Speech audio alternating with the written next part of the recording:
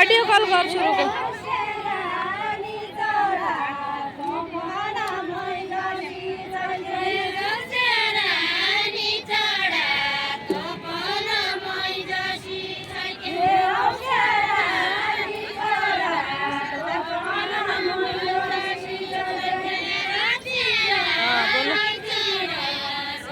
आज अफिस लागै थिएन क्या त्यही त लागै थिएन क्या भने एकचोटि क्या करके बिताए त अनि दिन क्या गरेर बित्यो भने सुतेर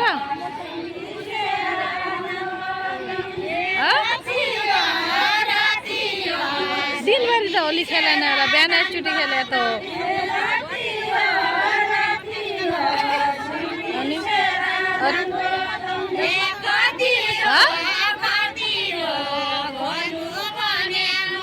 अनि होली खेलेर कसरी गयो त होली खेलेर गयो बोल रहे थे तो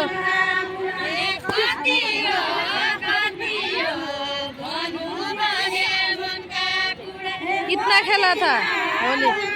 कितना घंटा आधा घंटा 1 घंटा हाँ 1 घंटा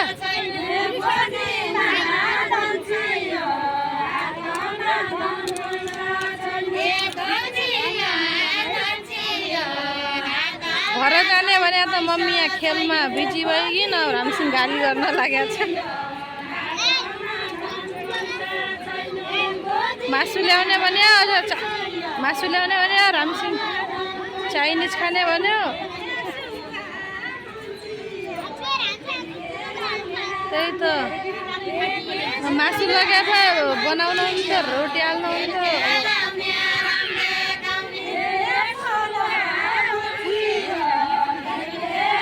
मासु ल्याउने भने अझ रामसिंहले चाइनिज खाने भन्यो भने सोध्नु पर्दा त्यही अझ उता कहाँ छ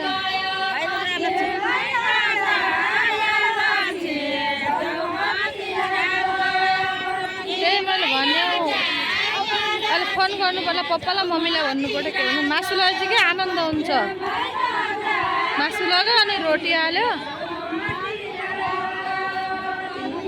तिनीहरूलाई त्यसै सुताउनु पर्यो भोकै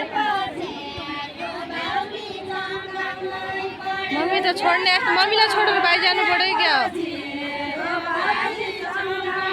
रत्ना देवी तिनी भाउजू साउजू छन् त अनि क्या भयो त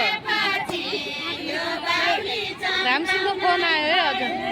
भन्नु पर्यो एउटा एकै त गर्नु पर्यो मम्मी पछि आउने पछि आउने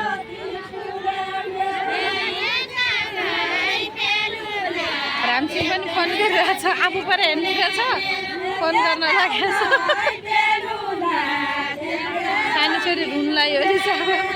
गोदीमा च्यापेर बस्या गोदीमा च्यापे बस्या गोदीमा च्यापे भने गोदीमा च्यापे क्या रामसिंहले उसलाई छोरीलाई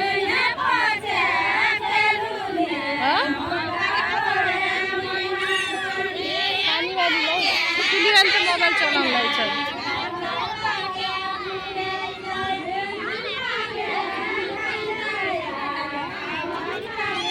साँझ पछि गरौँला त है घर पछि फ्री भएपछि सल्लाह गर्नु परेको भाउजू यहीँ उ गर अनि उसलाई लैजानु अनि फेरि यिनीहरूलाई मिलाउनु पर्ने हो क्या त्यही भएर नाइ भने तिम्रो